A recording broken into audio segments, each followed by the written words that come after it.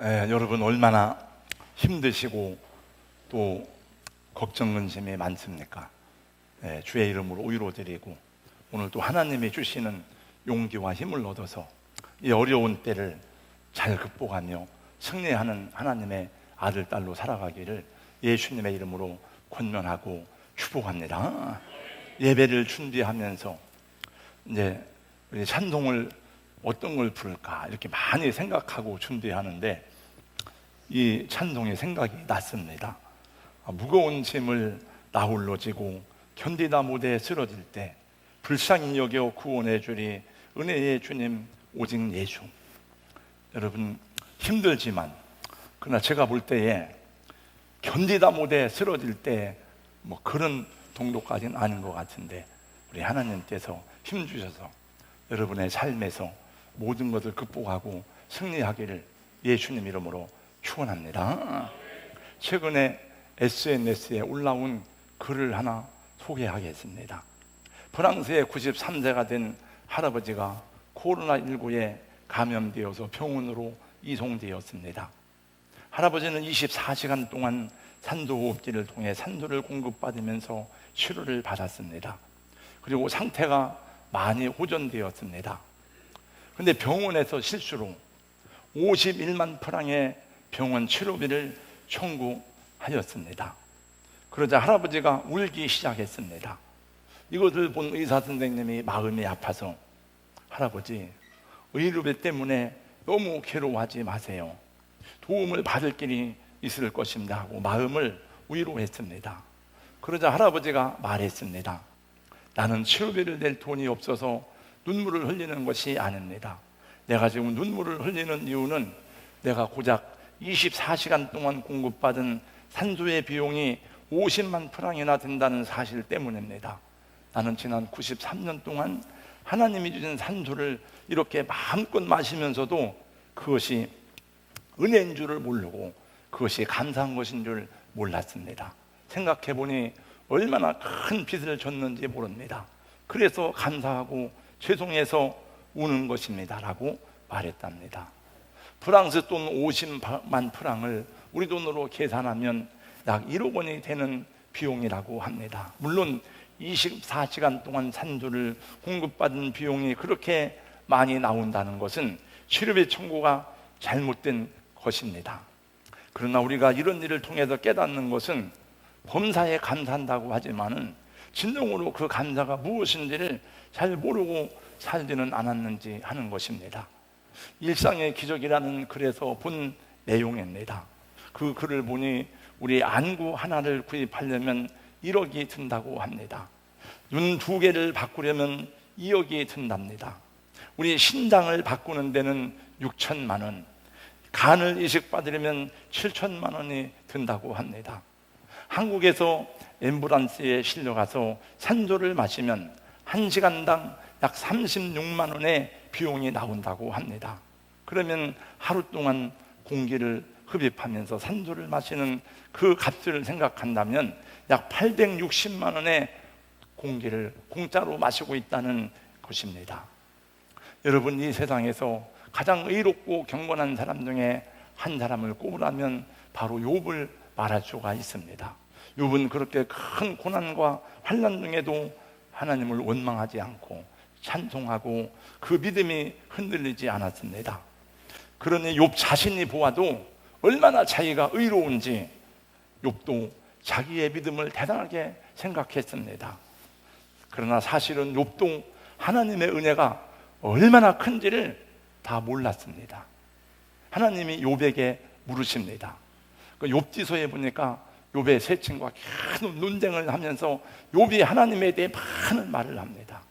하나님이 욥에게 38장부터 계속 물으십니다. 너는 대장부처럼 허리를 묶고 내가 네게 묻는 것을 대답할지니라. 네가 하늘의 궤도를 아느냐? 네가 아이벤 자의 태가 어머니의 뱃속에서 어떻게 자라는지를 네가 보았느냐? 비바람이 어디서 오는지 아느냐? 저 바닷속에 깊은 묘성이 있는 것을 네가 아느냐? 계속 물어요. 욥이 입을 가립니다. 무지한 말로 이치를 가리는 자가 누구니까? 자기를 두고 하는 날이야. 내가 정말 무지하구나.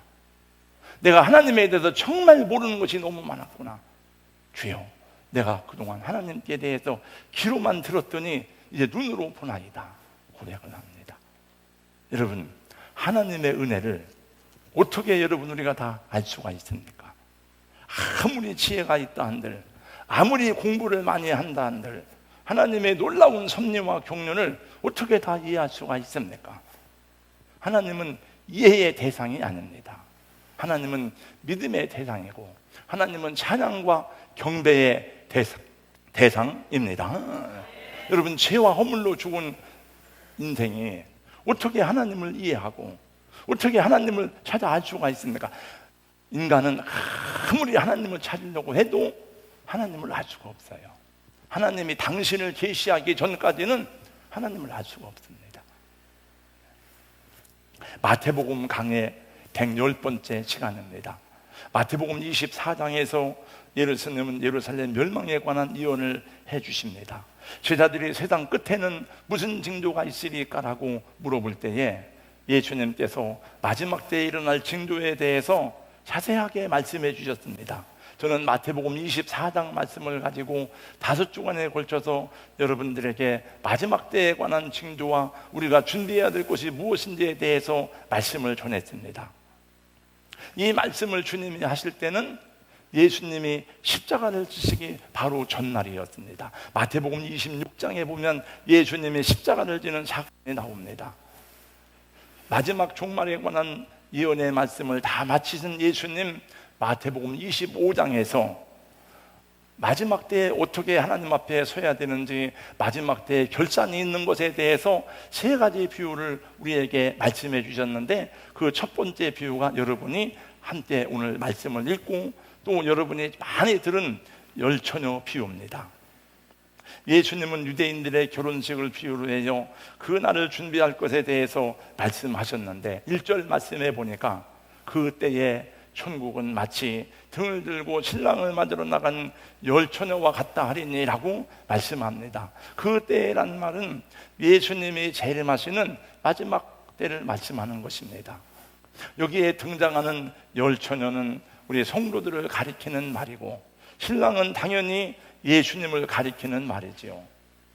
여러분, 마지막 날, 이거는 비유지만은 예수님 재림하실 때의 광경을 사도 요한은 환상으로 보았습니다. 요한계시록 19장 7절 8절은 이렇게 기록하고 있습니다. 우리가 즐거워하고 크게 기뻐하며 그에게 영광을 돌리세. 어린 양의 혼인 예약이 이르렀고 그의 아내가 자신을 준비하였으므로 그에게 빛나고 깨끗한 세마포 옷을 입도록 허락하셨으니 이 세마포 옷은 성도들의 옳은 행실이로다. 이 내용에 보니까 어린 양의 혼인 예약이 이르렀고 하는 말씀에 여러분 주목하시기 바랍니다. 세림을 맞이하는 하나님의 자녀들은, 주의 백성들은 신부가 되어서 어린 양의 혼인잔치에 7년 동안의 공동 혼인잔치에 참여하게 된다는 것이고, 그 혼인잔치가 끝나면서 새하늘과 새 땅에 들어가서 영생의 복락을 누리게 되는 것입니다. 본문에 동장하는 열처녀는 신랑을 기다리는 신부들을 말합니다.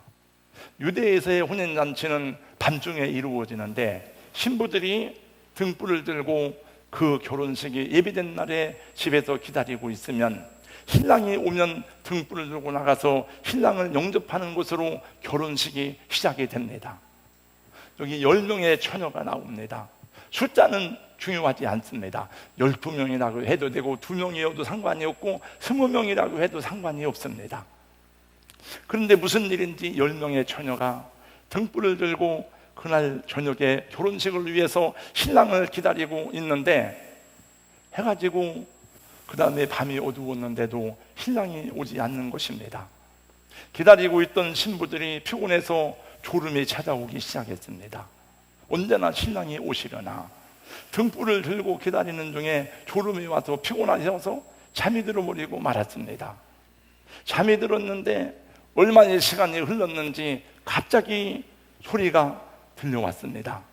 야, 신랑이로다. 신랑이 왔다. 맞으러 나와라.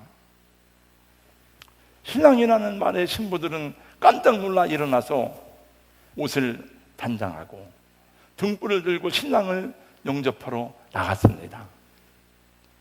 근데 앞불사 문제가 생겼습니다. 5명의 신부들이 들고 있던 등불이 가물가물거리더니 그만 꺼져가고 있는 것이었습니다. 등불을 들고 신랑을 맞이해야 되는데 불이 가물가물 꺼져가는 것입니다. 신랑을 영접할 수가 없게 된 것입니다. 그래서 혼비백산에서 어쩔 줄을 모르고 있는데 5명의 신부들은 비어가는 등잔에 기름을 채워서 등불을 밝히고 있었습니다. 5 처녀가 사정을 했습니다. 기름을 좀 나눠줘. 기름을 좀 빌려달라고. 그리고 사정을 하였지만은 5명의 처녀는 기름을 같이 쓰기에 부족하니 빨리 차라리 시장에 가서 기름을 사와라 라고 말하는 것이었습니다. 여러분, 기름 떨어진 밤을 보내보신 적이 있는지요? 옛날 우리 어릴 적에는 호롱불을 켜고 살았습니다. 우리 마을에 전기가 들어온 것이 언제인지 잘 모르겠습니다. 제가 방금 예배하기 전에 화장실에서 우리 장로님을 만나서 물어봤습니다. 장로님 시골서 살으셨죠? 언제 전기가 들어왔어요? 그랬더니 글쎄 전기가 들어온 지 얼마 안 됐다는 거예요. 장로님 시골서 살으셨는데 언제 전기가 들어왔는지요?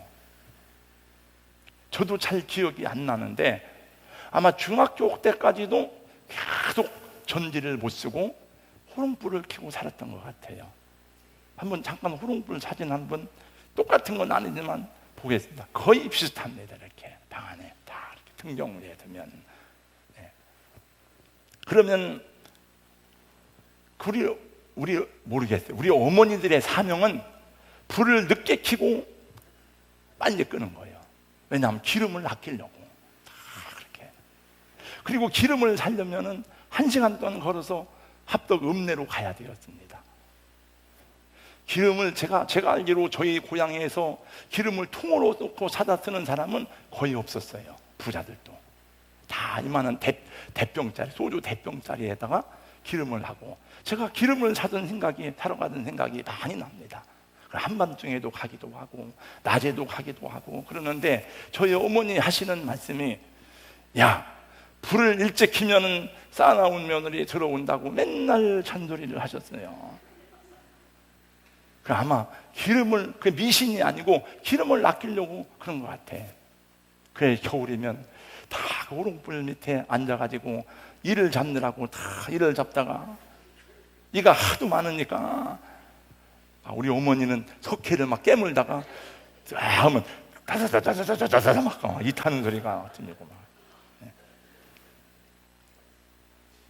이 처녀들이 이 밤중에 2000년 전인데 어디 가서 기름을 사옵니까, 여러분?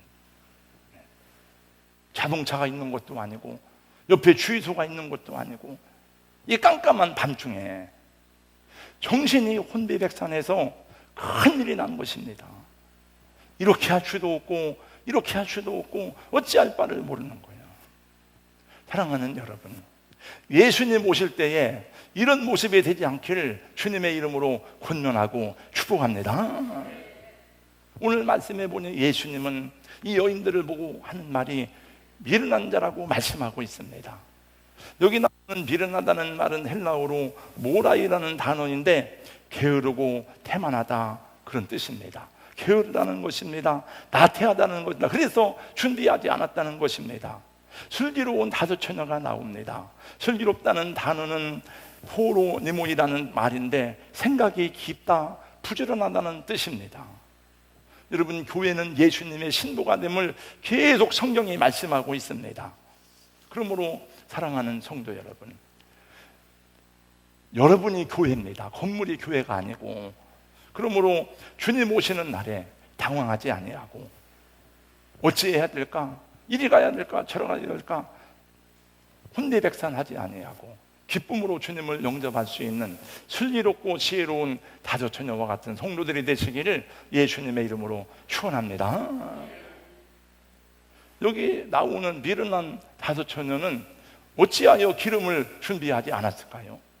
신랑이 온다는 것을 알면서도 그날 밤에 결혼식이 있는 것을 아는데 왜 준비하지 못하고 이렇게 혼인잔치에 참여하지도 못하고 바깥 어두운데 내 옷 쫓겨 슬피 울면서 일을 가는 그런 비참한 신사가 되었습니까?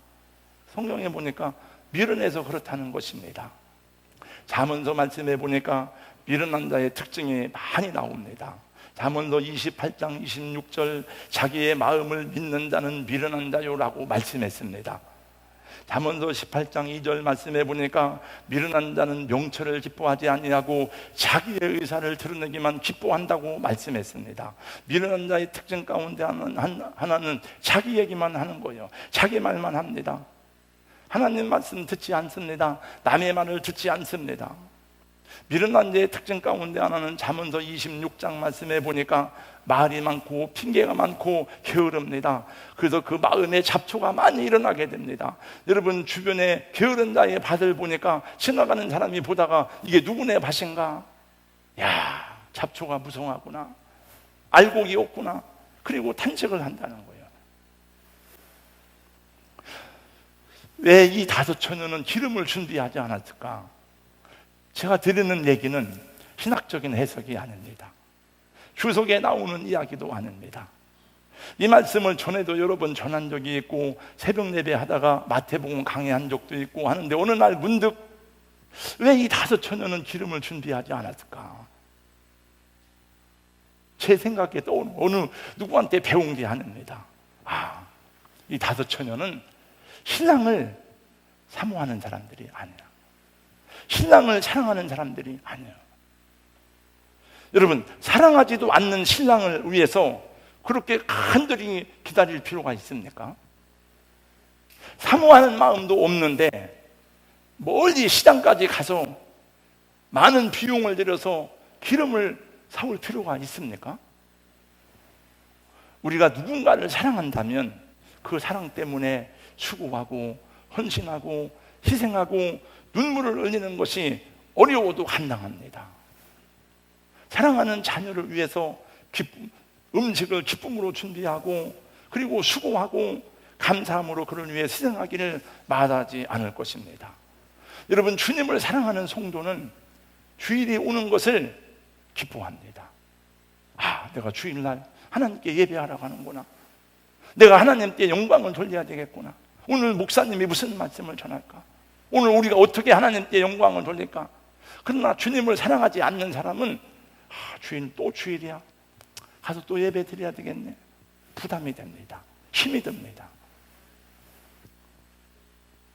국가에서 재난지원금을 주었습니다. 제 카드로 제가 신청해서 재난지원금을 샀는데 제 아내가 자꾸 그 돈을 달라는 거예요. 왜 그 돈이 왜 필요하냐 했더니 아이들이 오는데 이불도 사야 되고 속옷도 사야 되고, 이불 잔뜩 있는데 뭔 이불을 사? 그래도 새 이불이 비싼 것도 아니라 새 이불을 사서 줘야지, 속옷을 사줘야지. 애들이 10월 달에 오는데 뭘 지금 준비해? 보니까 애들 오는 것을 지금부터 준비해. 왜? 아이들이 빨리 오는 걸 기다리니까, 아이들을 사랑하니까 빨리 오면 좋겠다 준비하는 거예요. 여러분, 빚쟁이가 온다면은, 우리 돈을 떼먹은 사람이 온다면은 그 사람을 기다릴 이유가 있겠습니까? 오해하지 마세요.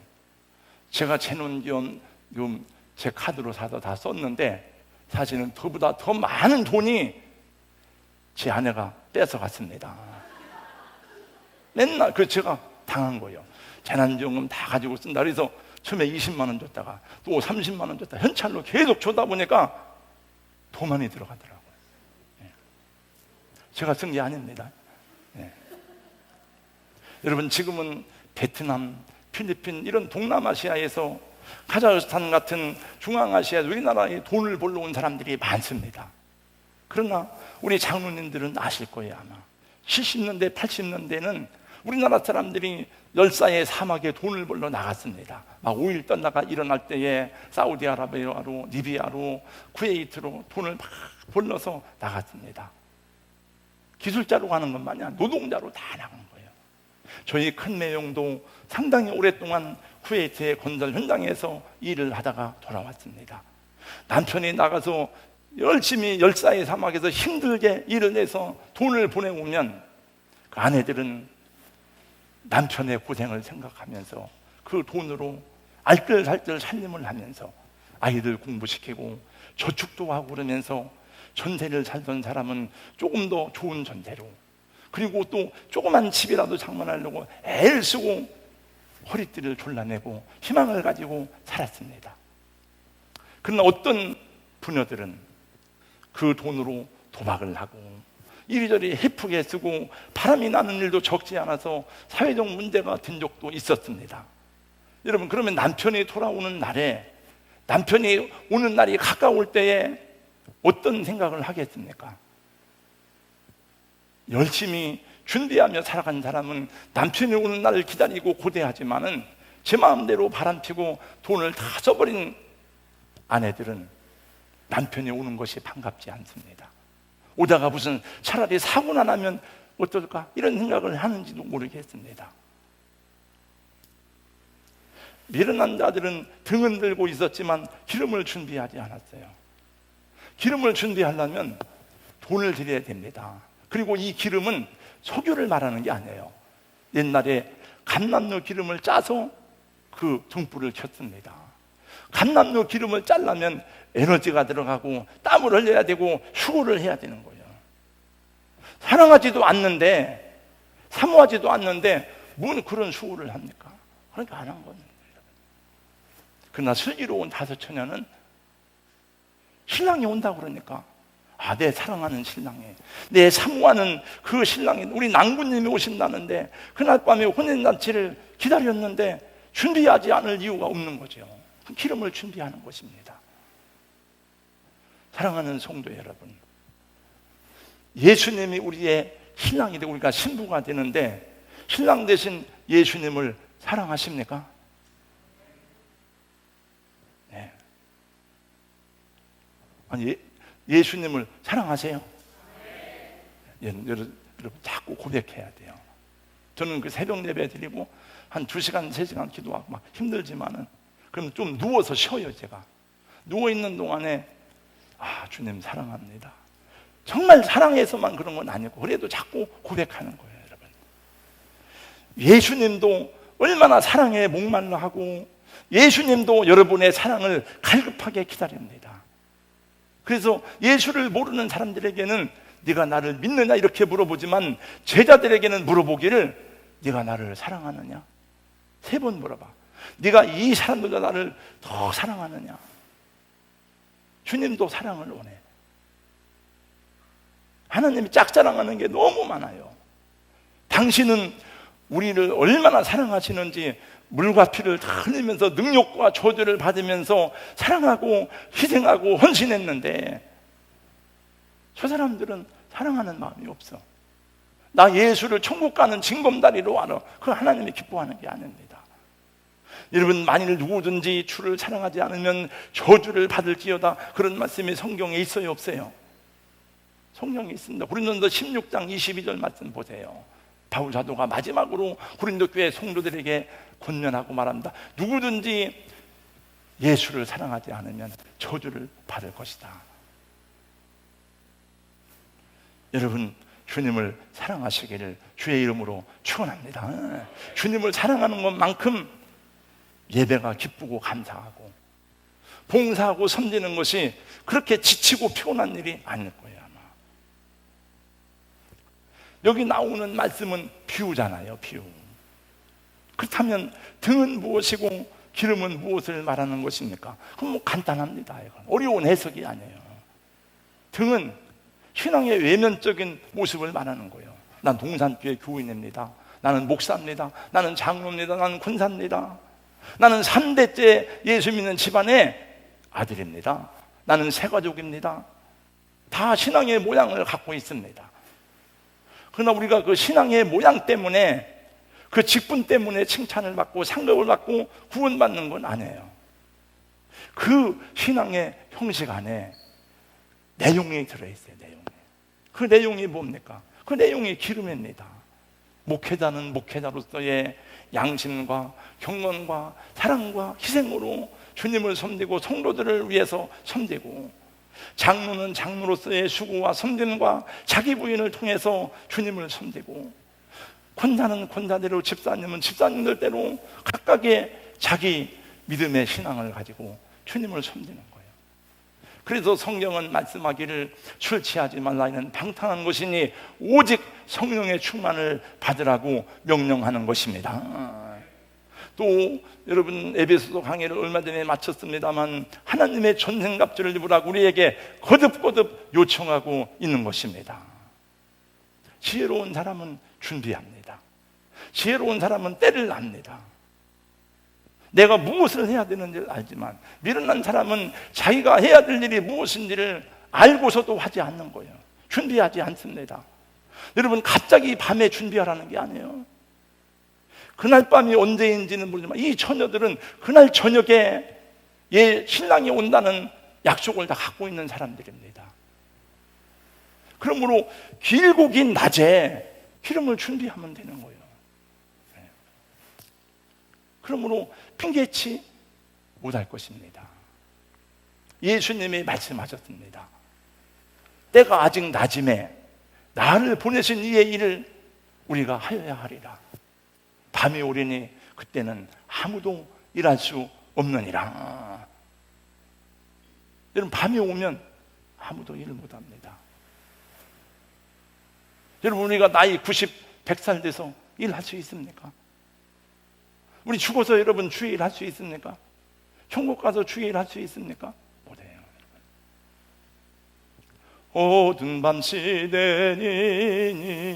내 집은 지켜서 잔잇을 맺힐 때에 즉시 일어나 해 돋는 아침부터 힘써서 일하라. 일할 수 없는 밤이 속히 오리라. 모든 사람에게 똑같은 시간이 주어졌습니다.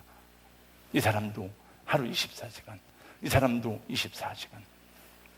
모든 교회에 똑같은 사명이 주어졌습니다. 그러나 어떤 사람들은 자기 육신을 위해서만 사는 사람이 있어요.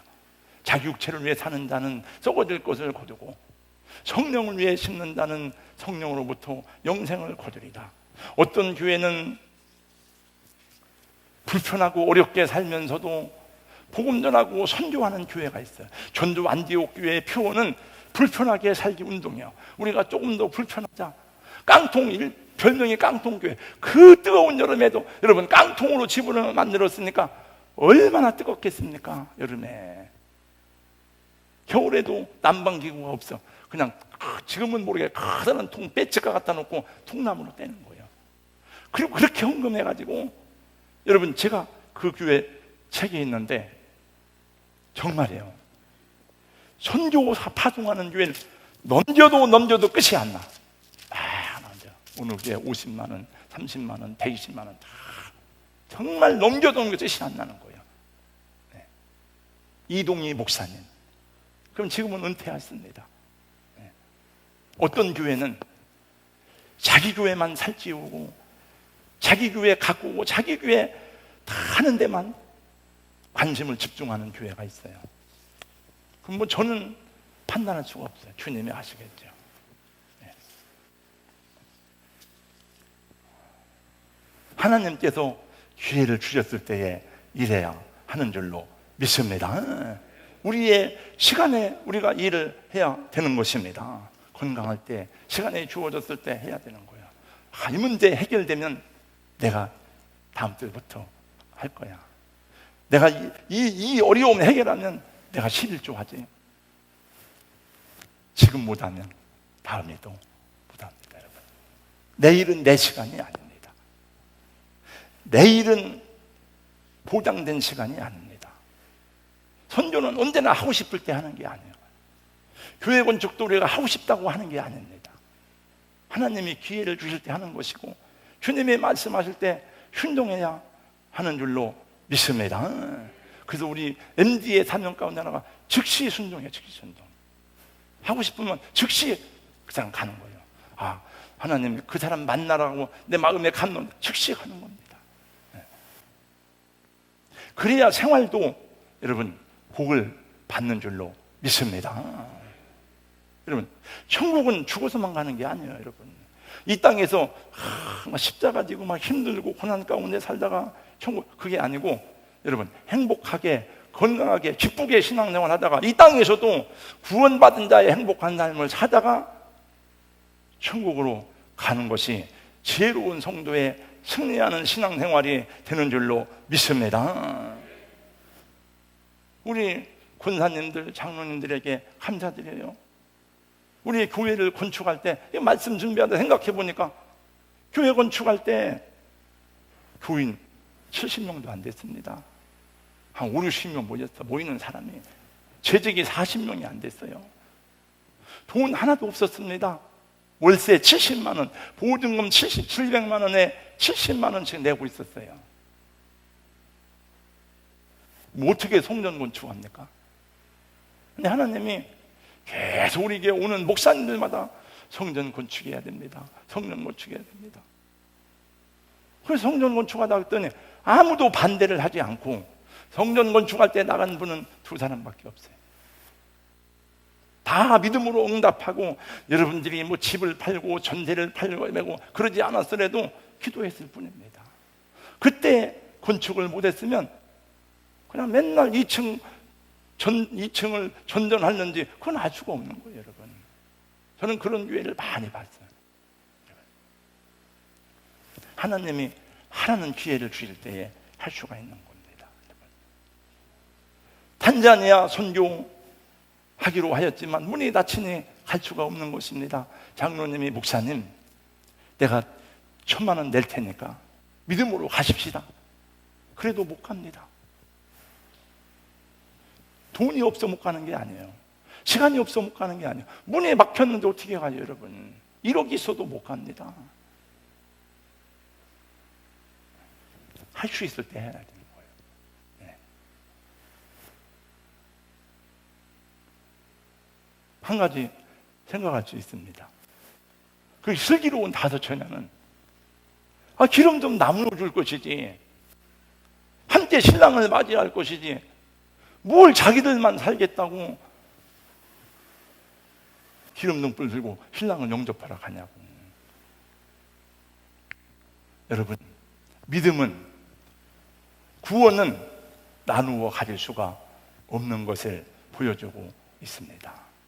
돈은 나누어 가질 수 있어. 아버지가 아들에게 나누어 주고, 돈은 내가 장로님 쓰세요, 나눠줄 수 있어요. 그러나 믿음은 나눠줄 수가 없어요. 내가 아무리 목사라도, 내가 아무리 믿음이 좋아도 내 아들이, 내 믿음으로 구원받을 수가 없어요. 내 믿음은 내 믿음이고 지가 구원받을 건 지 믿음으로 구원받는 거지. 맞죠? 네. 내 믿음은 내 믿음이고 네 믿음은 네 믿음이에요. 한번 저를 따라서 하세요. 내 믿음은 내 믿음이고 내 믿음은 내 믿음이다. 믿음은 나눠줄 수가 없어요. 내가 그 사람을 기도해주고 격려해주고 붙들어주고 할 수는 있지만은 그 사람이 안 믿으면 할 수 없는 거죠. 신랑은 신부가 생각하는 것보다 더디 올 수도 있고 조금 일찍 올 수도 있습니다. 그러나 더디 오든지 일찍 오든지 준비된 신부는 아무 상관이 없어. 잠자다가 맞이해도 기름이 있으니까. 여러분, 주님은 우리가 생각하는 것보다 더 늦게 올 수도 있고 아니면 생각보다 일찍 올 수도 있습니다. 생각지 않은 때 오리라고 했습니다. 그래서 준비해야 되는 거예요. 오늘 말씀의 핵심은 그 날을 준비하라는 겁니다. 1941년 12월 7일 새벽 미명에 일본의 4척의 항공모함에서 발진한 전폭기들이 미국 하와이 진주만을 불시에 공격함으로써 태평양 전쟁이 시작되었습니다. 왜 일본은 그날 했을까요? 12월 달은 미국 사람들은 크리스마스 휴가가 시작됩니다. 그리고 미국 사람들은 주일은 외출을 다 갑니다. 군인들은 휴가를 갑니다. 일본 사람은 이것을 노리고 진주만 공격을 감형해서 하와이를 초토화시킨 거예요. 1950년 6월 25일 우리나라의 삼판선을 넘어온 북한 공산군은 불시의 남침을 감형했습니다. 왜 여러분 6월 25일 그날 주일입니까? 일요일입니까? 6월 마지막 주일은 무더위가 막 시작되는 때입니다. 토요일에 휴가를 간 군인들이 많습니다. 외출을 나간 장병들이 많습니다. 모든 군인들이 방심하고 있을 때에 불시에 공격을 한 것입니다. 그러니까 정할 수 있는 힘이 없는 거예요. 3일 만에 서울이 함락되었습니다. 지난 8월 4일 날 레바논의 베이루트에서 엄청난 폭발 사고가 일어났습니다. 마치 핵폭탄이 폭발하는 것과 같다고 했습니다. 이 사고로 5천여 명의 사상자가 나오고 30만 명의 이재민이 나왔는데 도시기능이 완전히 파괴되었습니다.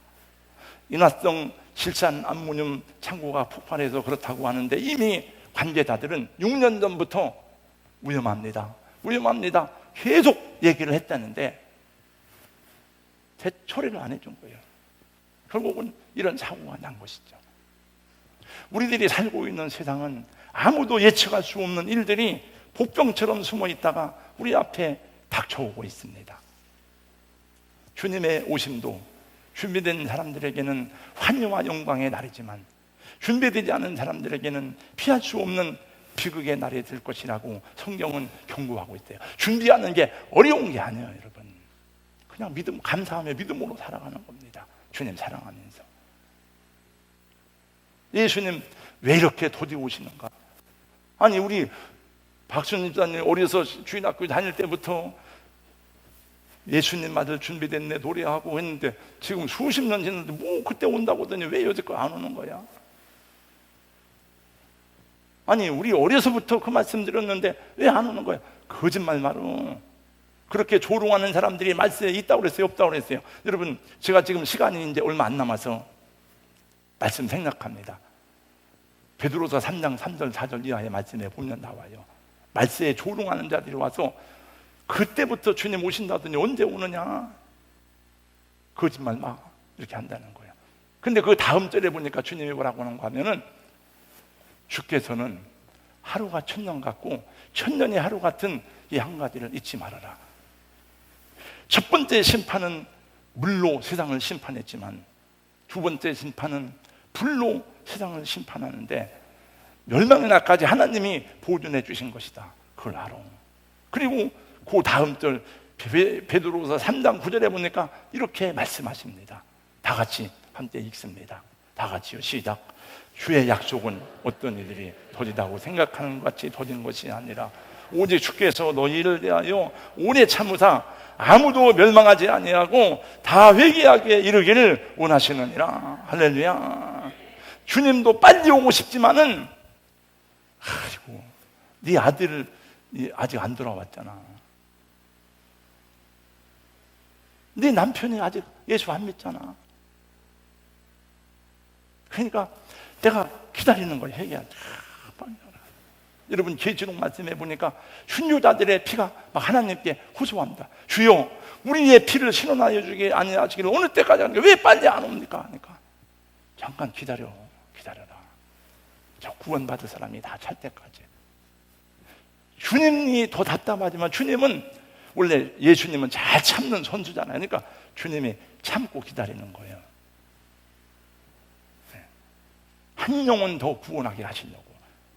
그러니까 우리 교회의 마지막 사명은 다른 게 없습니다, 여러분.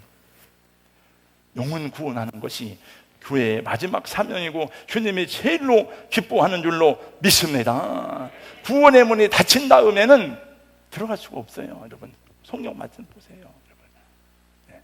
지금 예수 믿으세요, 교회 오세요. 지금 그러지, 여러분. 주님이 오시고 난 다음에는 아무도 오라고 하지도 않고 불러주는 사람도 없고 나가지도 않을 것입니다. 한 번 닫힌 구원의 문 또 열려지지 않으리. 구원으로 인도하는 그 좁은 문 들어가 영생으로 인도하는 그 생명을 갑시다. 마지막입니다. 우리 사랑하는 성도님들, 주님을 사랑하시기 바랍니다. 주님의 은혜를 더 많이 체험하시기를 예수님 이름으로 축복합니다. 기름이라고 하는 것은 이게 호롱불인데 자꾸 쓰면 없어지게 되어 있습니다. 내가 옛날에 여러분 내가 이렇게 은사를 받고 능력을 행했 이런 사람이었습니다. 그거 가지고 살아가는 게 아니에요. 계속 기름을 채워야 되는 겁니다, 여러분. 제가 목사니까 전도사 7년, 목사 33년, 40년 동안 사역을 했더니 여러분 제가 이렇게 막 힘쓰고 애쓰고 막 죄송해요 이렇게 얘기해서 제가 금요일 날에는 밤 11시까지 말씀 준비하고 막 이렇게 안 해도 얼마든지 설교할 수 있습니다. 관록으로 할 수 있어요, 다. 그러나 주님은 다 아십니다. 제가 30년이 아니라 50년을 했어도 기도하지 않고 공부하지 않고 성령 충만하지 않으면 그냥 다 이렇게 힘들어 하긴 하지만 기쁨이 없고 짜증나고 탈진하게 되고 그래요. 장로님, 권사님들도 성령 충만하지 않으면 주의 일을 하는 것 자체가 짜증나고 힘들고 어렵고 아이 언제 끝나나 이게 그런 생각밖에 안 들어요. 네. 기름을 채워야 불이 여러분 밝혀지는 줄로 믿습니다.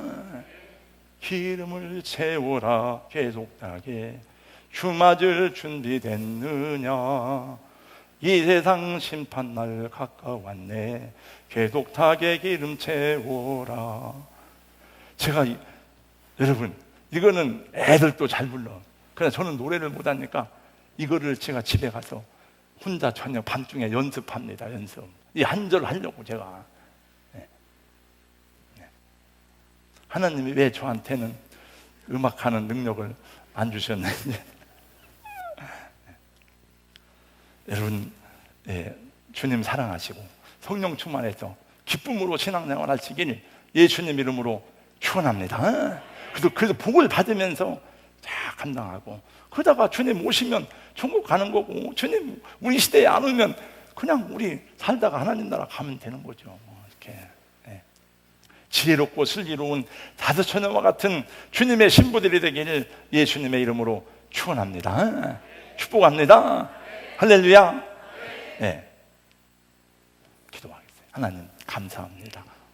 오늘 슬기로운 다섯 처녀에 대해서 일어난 다섯 처녀에 잠깐 말씀 들었습니다. 하나님 이전에도 이 말씀을 많이 들은 바가 있고 또 앞으로도 이 말씀을 들을 텐데 주여 이 말씀 꼭 기억하고 슬기로운 다섯 처녀와 같이 하나님 기쁨으로 주님 섬길 수 있도록 예수님 사랑하는 은혜를 더 많이 체험하는 우리 성도님들 될 수 있도록 복 내려 주시옵소서. 예수님 이름으로 기도하옵나이다. 아멘.